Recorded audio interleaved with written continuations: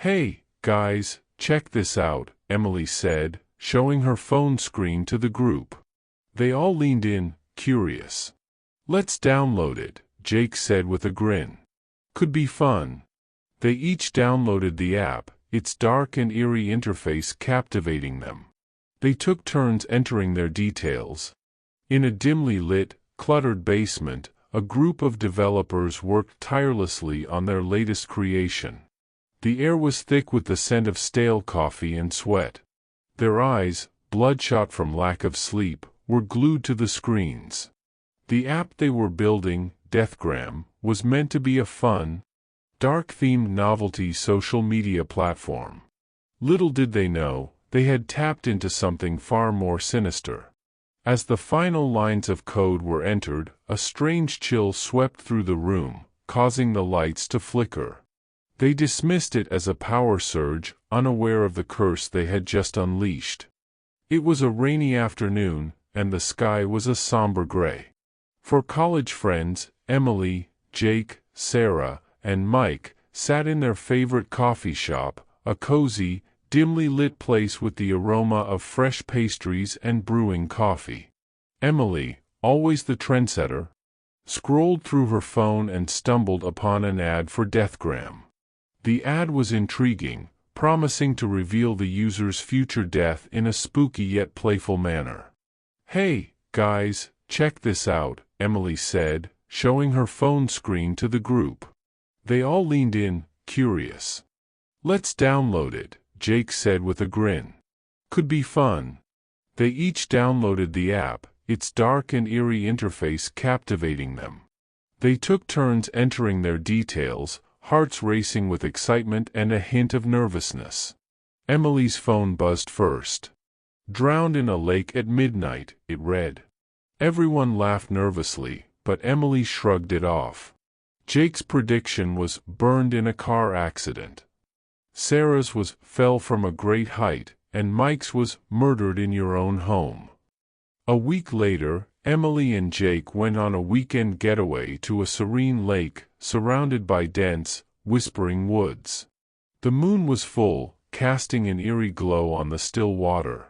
They laughed about the app's prediction as they took a midnight swim, the cold water sending shivers down their spines. Suddenly, Emily felt a strong, icy grip pulling her beneath the surface. Panicking, she struggled to break free, her lungs burning for air. Jake noticed her distress and swam frantically to her aid, managing to pull her to safety. Both were shaken, their laughter replaced with an uneasy silence. Back at school, the friends couldn't shake off the eerie coincidence. Emily was plagued by nightmares of drowning, waking up gasping for air. Jake's car started malfunctioning, the brakes giving out unexpectedly. Sarah began having vivid nightmares of falling, her screams echoing in the dark. Mike became paranoid, obsessively checking locks and windows, feeling a constant sense of being watched. The group decided to investigate the app further, their curiosity turning into a desperate need for answers. They discovered that the developer of DEathGram had mysteriously disappeared shortly after its creation. Their search led them to an old, abandoned house on the outskirts of town, where the developer had once lived. The house was decrepit, with shattered windows and overgrown weeds.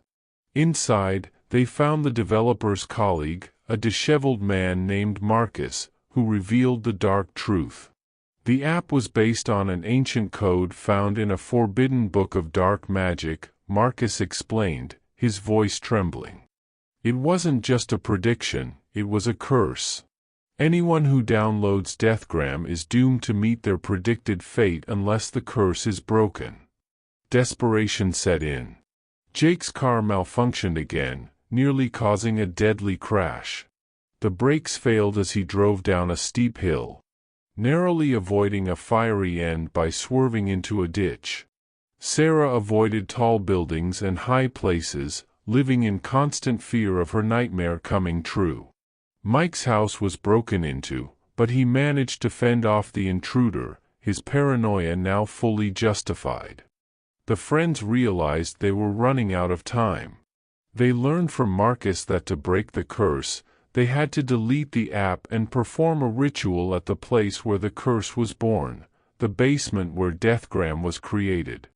With no time to lose, they gathered the necessary items: candles, salt, a mirror, and the original developer's notebook.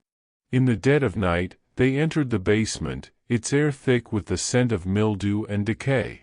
Shadows danced on the walls as they lit the candles, forming a protective circle with the salt. The ritual began, Emily reading the incantations from the notebook. Ghostly apparitions and poltergeist activity plagued them, objects flying off shelves and whispers echoing through the room.